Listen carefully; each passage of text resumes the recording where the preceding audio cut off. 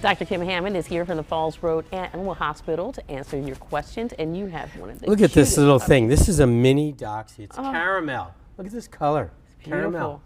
Unbelievable. And It's young. so sweet, very sweet. Very sweet and a little salty. But really, really cutie. 8 weeks old. Love it. Just huggable. Just love it. All right. Can't right. have it. It's not for sale. Let's get to our questions. I have Okay. an adopted cat who is meowing like she's in heat, but she has been spayed. What's going on? Okay, Lise, this is really important. This, a cat that's meowing and showing those signs of heat probably isn't heat. And what happens sometimes when we spay these animals is we leave a little tiny bit of tissue in there that has enough endocrine juice to make them seem like they're in heat. So you have to call your veterinarian, schedule this with your veterinarian so you can go in when the cat's showing signs and they'll fix it. Okay. Yeah. My older Chihuahua has developed a honking cough and also has seizures. What can I do? Honking cough in an older Chihuahua, it's almost like a collapsed straw. You know, when you're sucking on a paper straw and you suck too hard, it collapses, right? So the honking is a collapsed trachea, and again, you have to talk to your veterinarian.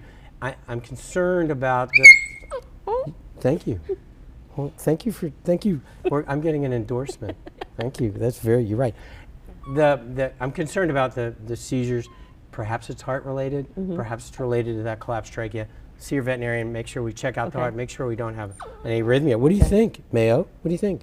What do you think? Okay. All right, my outside dog has a bad ear infection and all of the skin is off his ear. The antibiotic medicine isn't working. Please help. Okay, well look, that tells us a lot of things. The antibiotic isn't working, so maybe it's not something that an antibiotic will cure. One of the things that we see when the skin is off the ear is mites, scabies. Yeah.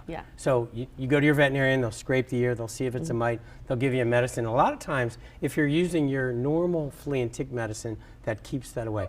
If you're seeing any areas of your ears, they call it the pinna, that don't have hair, think about mites and go see the vet. Okay. Bye, Mayo. Thanks for coming in. Pleasure. Thanks, Lise.